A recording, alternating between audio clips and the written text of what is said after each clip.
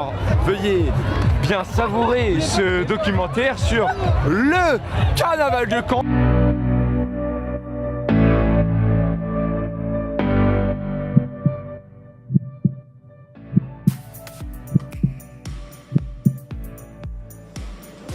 La mise en place du carnaval de Caen touche à sa fin.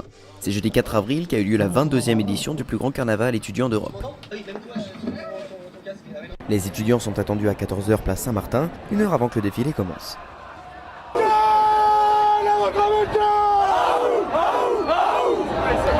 Je suis grave déçu parce que j'ai le meilleur déguisement de tout le carnaval et personne ne reconnaît. Depuis 2014, cet événement est pris en charge par la ville de Caen. Ça conforte son image d'une ville jeune, une ville d'étudiants, 30 000 étudiants à Caen.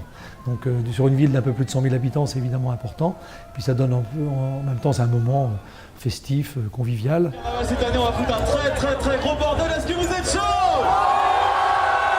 Au total, 24 000 étudiants se sont rassemblés pour défiler dans les rues cannaises. Les agents de sécurité maintenaient les distances entre les étudiants et les chars, tandis que 6 véhicules ont accompagné les carnavaliers. Une partie d'entre eux ont été réalisés par les écoles de Caen, l'autre par les partenaires officiels.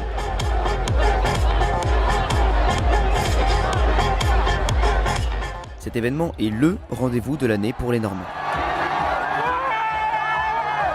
Déjà que c'est une très bonne occasion de se retrouver avec tous les étudiants et de faire la fête avant que ce soit les partiels ou les concours. Enfin, c'est vraiment une bonne occasion de se retrouver.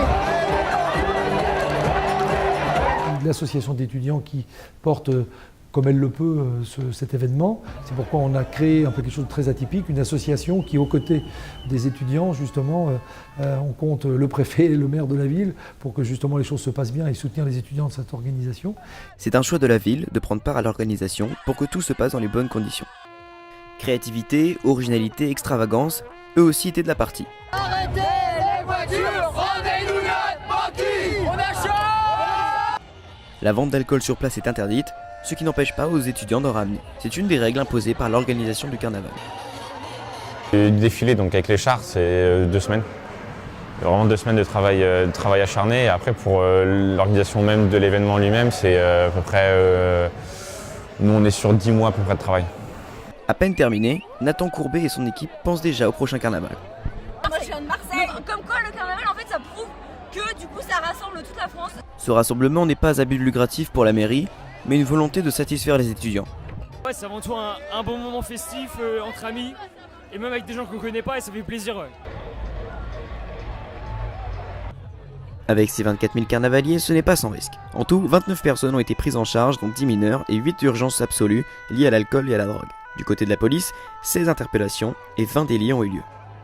La fin du parcours se traduit par un concert au parc des expositions de Caen. Financé par la ville, elle a dépensé 100 000 € pour cette journée. Une partie étant consacrée au concert, au secours, à la sécurité et au nettoyage. Au total, 900 personnes ont contribué au bon déroulement du carnaval. Quant au concert, c'est Énergie qui assure le spectacle. 4 DJ, dont Morgan Nagoya et The Prince Karma, ont rythmé la soirée jusqu'à midi.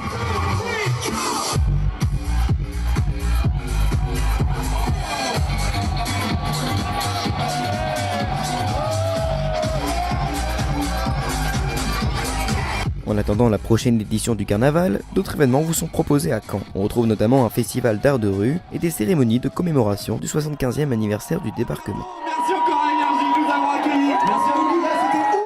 À tous ceux qui sont pas là, vous manquez un putain de carnaval. Dommage pour vous, franchement dommage.